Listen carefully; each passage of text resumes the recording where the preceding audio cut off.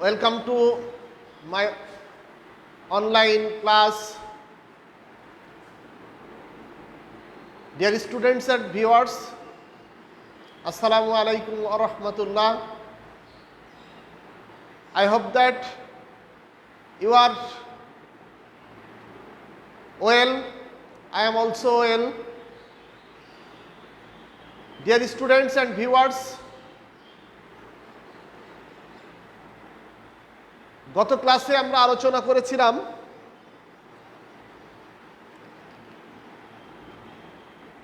How to change active to passive এর প্রাথমিক আলোচনা করছিলাম এবং আমরা কিছু উদাহরণও দেখেছিলাম। আমি তারপর থেকে আজকের আলোচনা শুরু করছি, অর্থাৎ প্রেজেন্ট টেন্সের এবং পাস্ট টেন্সের কিছু অংশ আলোচনা করেছিলাম। আজকে আমরা দেখব যে একটি পাস্ট টেন্সের উদাহরণ দেখে আমরা আরও কিছু টেন্সের উদাহরণ দেখব। Dear students, look at the white board.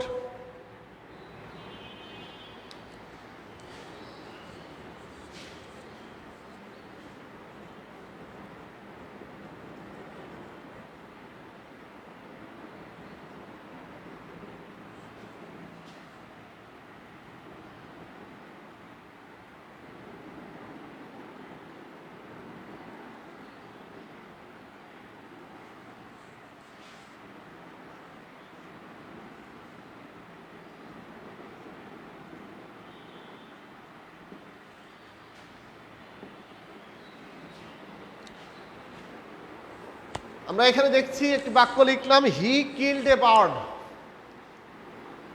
হি হচ্ছে থার্ড পারসন সিঙ্গুলার, এটি পাস্ট ইনডিফিনাইট টেন্সে আছে কারণ মূল ভার্বটি পাস্ট ফর্মে আছে, এবং এই বার্ডটি হচ্ছে অবজেক্ট।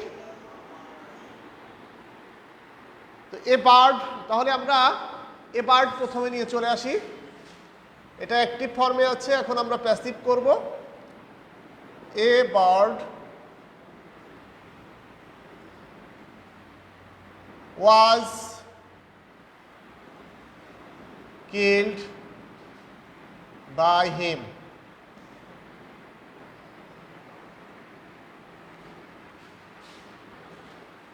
আমি আবারও একটু নিয়মটি স্মরণ করিয়ে দিতে চাই। প্রথমে অবজেক্টের সাবজেক্টিভ ফর্ম বসলো, বাক্যটি যেহেতু পাস্ট ইনডিফিনাইট টেন্সে আছে তাহলে এর সাহায্যকারী ভার্ব হিসাবে আসলো ওয়াজ, কারণ এই বার্ডটি হচ্ছে থার্ড পারসন সিঙ্গুলার। যেভাবে আগেই তোমাদেরকে জানিয়ে রেখেছি যে ভার্বের শেষে ইডি যুক্ত থাকে তার পাস্ট ফর্মও যেটা হয় পাস্ট পার্টিসিপল ফর্মও তাই হয়। তো প্যাসিভ হয়েছে, মূল ভার্বের পাস্ট পার্টিসিপল হয়েছে, তারপরে হির অবজেক্ট অর্থাৎ প্রিপোজিশন হিসেবে বাই বসার পরে হির অবজেক্টিভ ফর্ম হিম বসেছে। সুতরাং আমরা আরও একটি টেন্সের একটি সেন্টেন্স খেয়াল করি, অর্থাৎ past continuous tense. He was reading a বুক।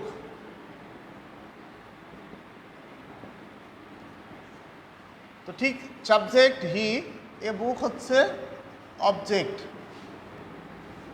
তাহলে এ বুকটি আমরা প্রথমে নিয়ে আসলাম, ই বুক। এখন টেন্স ও পার্সন অনুযায়ী আমরা সাহায্যকারী ভার্ব নিয়ে আসবো। A book third person singular, তাহলে was being read by him. আমি গত ক্লাসেও কেন এই বিংটা আসলো সেটা নিয়ে আলোচনা করছিলাম। আমরা ওয়াজটা নিয়ে আসলাম এবং এখানে মূল ভার্বের শেষে যেহেতু আইএনজি আছে তাহলে আসবে বিং।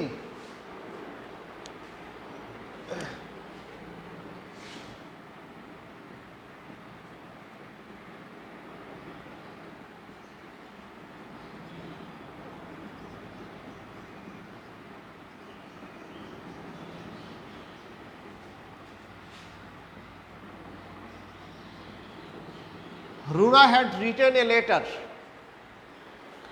রুনা একটি চিঠি লিখিতেছিল। এখন আমরা এটা আছে আমাদের পাস্ট পারফেক্ট টেন্সে, অর্থাৎ 7 নম্বর টেন্সে আছে। এটা ছিল 6 নম্বর টেন্সে, এটা ছিল 5 নম্বর টেন্সে। তো এখন আমরা এটার থেকে যদি প্যাসিভ করি তাহলে এ লেটারটি আমাদের অবজেক্ট, রুনাটি সাবজেক্ট। তাহলে এ লেটারটা আমাদের প্রথমে আসবে। এ লেটার হ্যাড বিন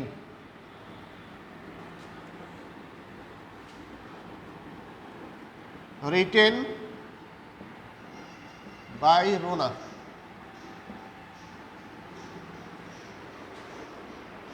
প্রিয় শিক্ষার্থীবৃন্দ, আমরা এই অর্থাৎ পাস্ট টেন্সের এই বিষয়গুলো মনে রাখার চেষ্টা করব।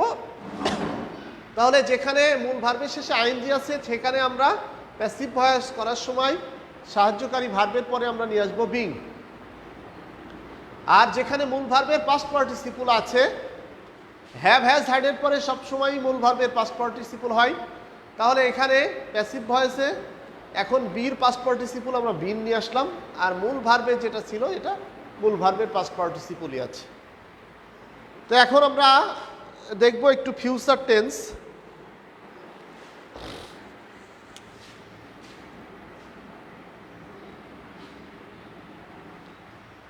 আমরা পাস্ট টেন্সের বিষয়গুলো এখন দেখলাম, এবার ফিউচার টেন্সে আমরা যাই।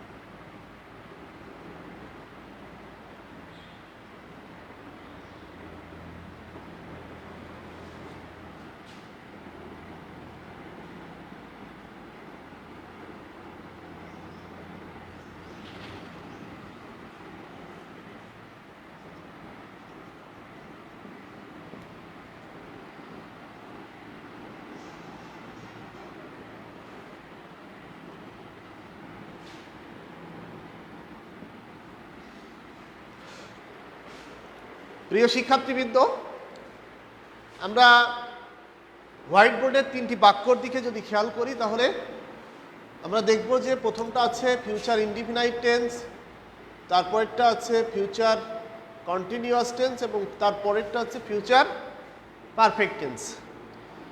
তো এই future indefinite tense he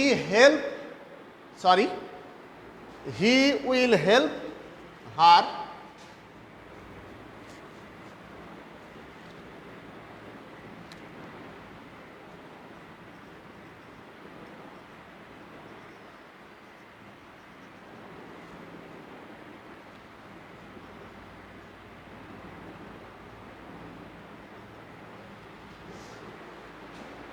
he will help her, সে তাকে সাহায্য করবে। তাহলে আমরা এখানে ঠিক অনুরূপভাবে কন্টিনিউয়াস ফিউচার টেন্সের ক্ষেত্রে আমরা যে সাহায্যকারী ভার্ব অর্থাৎ শ্যাল উইলের পরে একটি বি বসাবো, তারপরে মূল ভার্বের পাস্ট পার্টিসিপল করব। তাহলে এখানে হারটা এখন শীতে পরিণত হলো। She will be helped by him. তাহলে হার ছিল, হারটাকে আমরা সাবজেক্টিভ রূপ নিয়ে আসলাম শি উইল বি, শির পরে যেহেতু উইল আসে তাহলে উইলের পরে একটি বি নিয়ে আসলাম, তারপরে মূল ভার্ব ছিল হেল্প, হেল্পটাকে আমরা হেল্প করলাম। তাহলে হেল্প, তারপরে প্রিপোজিশন হিসেবে বাই আসলো এবং সাবজেক্টের অবজেক্টিভ রূপ আসলো হিম। প্রিয় শিক্ষার্থী, আমরা নেক্সট যে টেন্স আছে future continuous tense, Rana will be singing a song. তাহলে এখানেও সাবজেক্ট হচ্ছে রানা এবং অবজেক্ট হচ্ছে এ সং। তাহলে আমরা এ সংটাকে প্রথমে নিয়ে আসি। এ সং উইল বি, এখানে একটি বিং আসবে, will be being, sing sang sung, by Rana. Jarin will have read the book. A book will have been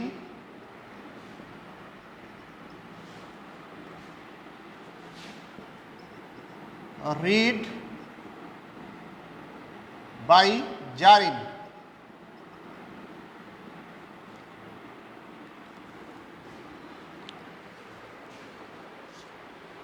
তাহলে আমরা একটু দেখি।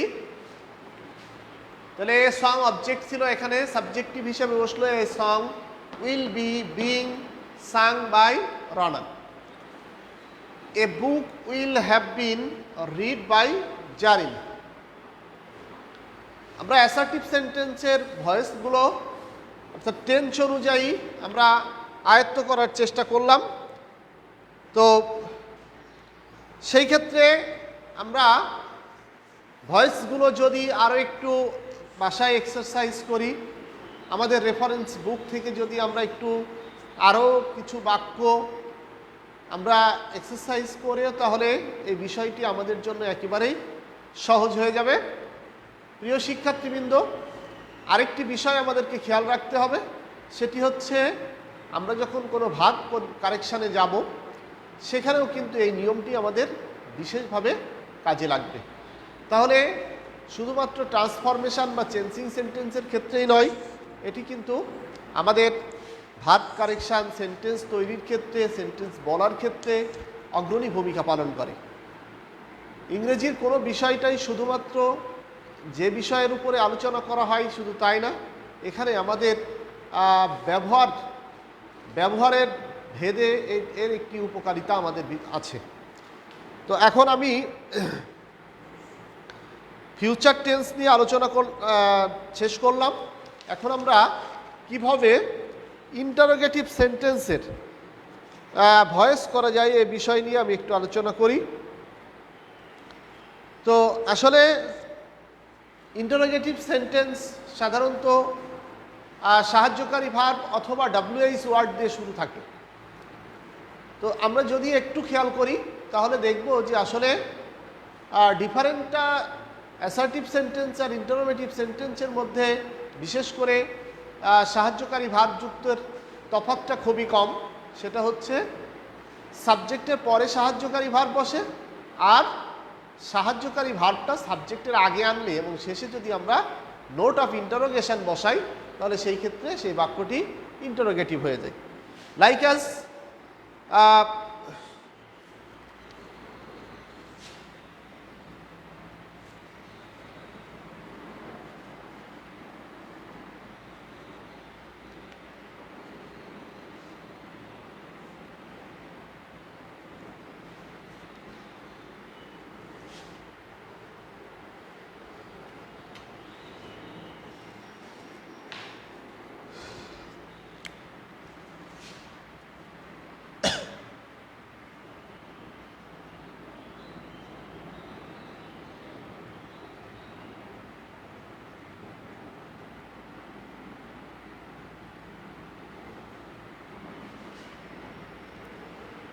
Am I doing the work? Am I doing the work? এই বাক্যে আসলে এটা যদি অ্যাসার্টিভ থাকতো তাহলে আমরা কি লিখতাম? I am doing the work. তাহলে এমটি ছিল হচ্ছে আমাদের সাহায্যকারী ভাব, সেটি এখন সাবজেক্টের আগে এসেছে। তো এখন আগে আসলে আমরা মনে মনে একটু এই বাক্যটাকে যদি আমরা অ্যাসার্টিভে পরিণত করে নিয়ে তার প্যাসিভ করি, ঠিক অনুরূপভাবে প্যাসিভের করার সময় শুধুমাত্র সাহায্যকারী ভার্বটা সাবজেক্টের আগে দিয়ে দিলেই এনাফ। তো প্রিয় শিক্ষার্থীরা, আমি তোমাদেরকে আরেকটি ইনফরমেশন দিয়ে রাখি, সেটা হচ্ছে যে এতক্ষণ আমরা সাহায্যকারী ভার্বের বেশিরভাগই একটি অংশ দেখেছি। তো সাহায্যকারী ভার্বেরও একাধিক অংশ থেকে থাকে, যেমন am being, is being, have been, has been, shall have, will have. তাহলে এখানে কিন্তু দুইটা অংশ আছে সাহায্যকারী ভার্ব। এখন আমরা তাহলে সাবজেক্টের আগে কতটুকু নিয়ে আসবো, এটা একটু আমাদের জানার বিষয় বা আমাদের মনে কৌতূহল জাগতে পারে। তো আমি সেই কৌতূহলটাকে তোমাদেরকে একটু দেখাই যে সাহায্যকারী ভার্বের যদি একাধিক অংশ থাকে তাহলে শুধুমাত্র প্রথম অংশটি সাবজেক্টের আগে আনলেই আর বাকিটা সাবজেক্টের পরে বসাবো। প্রিয় শিক্ষার্থীবৃন্দ, এখন আমি একটি কন্টিনিউয়াস টেন্সের ইন্টারোগেটিভ লিখেছি, এখন এটাকে আমরা প্যাসিভ করব। তাহলে আমরা দি ওয়ার্ক, এখন দি ওয়ার্ক আগে আমরা নিয়ে আসলাম। আমি প্রথমে একটু খালি জায়গা রেখেছি, এখানেই সেই সাহায্যকারী ভার্বটি আসবে। তাহলে এটা ছিল আমার সাবজেক্ট, এটা ছিল আমার অবজেক্ট, তাহলে অবজেক্টটা আমরা আগে নিয়ে আসলাম। তাহলে দি ওয়ার্ক, দি ওয়ার্কের পরে কি হবে সাহায্যকারী ভার্ব, ওকে, এম অথবা ইজ অথবা আর। তাহলে আমরা the work third person singular, সুতরাং এখানে ইজ আসে, তাহলে ইজটা আমরা প্রথমে নিয়ে চলে আসলাম, ইজ দ্য ওয়ার্ক। এখন যেহেতু এটা কন্টিনিউয়াস টেন্স, তাহলে বিং আসবে, বিং। তাহলে এখন মূল ভার্বের পাস্ট পার্টিসিপল আসবে ডান বাই মি। তাহলে আমাদের এখানে তফাৎটা কি, শুধুমাত্র দি ওয়ার্কের পরে সাহায্যকারী ভার্ব ছিল যখন আমরা অ্যাসার্টিভ করেছিলাম, আর ইন্টারোগেটিভের ক্ষেত্রে আমরা কি করলাম, সেই সাহায্যকারী ভার্বটা প্রথমে নিয়ে আসলাম। আর বাকি নিয়মকানুন কিন্তু একই আছে, তফাৎটা শুধুমাত্র এখানে। প্রিয় শিক্ষার্থীরা, এই বিষয়টা যদি একটু খেয়াল করে দেখো তোমরা, তাহলে খুব সহজেই অনুধাবন করতে পারবা এবং তোমাদের জীবনে অনেক কাজে লাগবে। তাহলে এখন আমরা যদি হু দ্বারা যুক্ত কোনো ইন্টারোগেটিভ, অর্থাৎ এতক্ষণ আমি একটি বাক্য দেখালাম যেটা সাহায্যকারী ভার্ব যুক্ত থাকে, আর আরেকটি ইন্টারোগেটিভ সেন্টেন্স আছে যেগুলো সাধারণত আমাদের ডাব্লিউএইচ ওয়ার্ড দিয়ে থাকে। তা হু যুক্ত ডাব্লিউএইচ ওয়ার্ড আমরা একটু লিখি, হু ইজ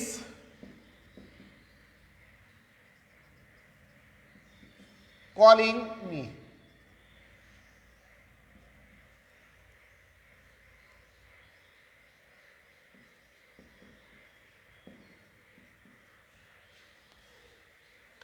প্রিয় শিক্ষার্থী, আমি একটু মজা করি তোমাদের সাথে। হু, আসলে হু এখানে সাবজেক্টিভ হিসাবে ব্যবহৃত হয়েছে, আর মিটা এখানে অবজেক্ট হিসাবে ব্যবহৃত হয়েছে। তাহলে আমি একটু মজা করি, মজাটা হচ্ছে এরকম, সব সাবজেক্টেই বায়ের পরে অবজেক্টিভ ফর্ম বসেছে এবং সেটা বাক্যের শেষের দিকেই বসেছে, কিন্তু হু এর একটু শখ আছে যে আমি বাক্যের প্রথমে থেকেই কাজ করব। আমি যদিও বাই দিয়ে আমাকে নিষ্ক্রিয় করা হবে, আমার বয়সটা বৃদ্ধ হয়েছে, আমার একটি লাঠি ধরিয়ে দেওয়া হবে বাই হিসাবে, তো এবং আমাকে একটু পিছিয়ে রাখা হয়, তা আমি একটু শখ সাধ করছি যে আসলে আমাকে একটু প্রথমে রেখেই তোমরা কাজটি করো। এখন বায়ের যখন শখ জেগেছে, এখন বায়ের শখটা আমরা পূরণ করব। তাহলে আমরা অবজেক্টের সাবজেক্টিভ রূপ বসে, তারপরে সাহায্যকারী ভার্ব বসে, তারপরে মূল ভার্বের পাস্ট পার্টিসিপল, তারপরে বাই, তারপরে সাবজেক্টের অবজেক্টিভ বসাই। এখন যেহেতু বাই শখ করেছে, সেহেতু আমরা বাইটাকে আমরা প্রথমেই লিখলাম। তাহলে বাই, হুর অবজেক্টিভ ফর্ম হচ্ছে হোম, বাই ও হোম। এটা আমাদের আসার কথা ছিল বাক্যের শেষ প্রান্তে, কিন্তু আমি আবারও বলছি, মজা করছি যে বাই যেহেতু হু বলছে আমাকে একটু প্রথমে বসিয়ে কাজ করতে হবে, তাহলে কাজের কিন্তু নিয়মের কিন্তু কোনো হেরফের আমরা করিনি, শুধুমাত্র এটা শেষে বসছিল, এটাকে আমরা প্রথমে বসালাম, কিন্তু আমাদের পরবর্তী যে কাজ সেটা ঠিকই আছে। তাহলে অবজেক্ট ছিল কি মি, এখন এটা হবে সাবজেক্টিভ রূপ। তাহলে এখন সাবজেক্টের আগে সাহায্যকারী ভার্ব আসবে। এটা কোন টেন্সে আছে? এটা প্রেজেন্ট কন্টিনিউয়াস টেন্সে আছে। তাহলে এম বসবে, তাহলে এম আই বিং কল্ড।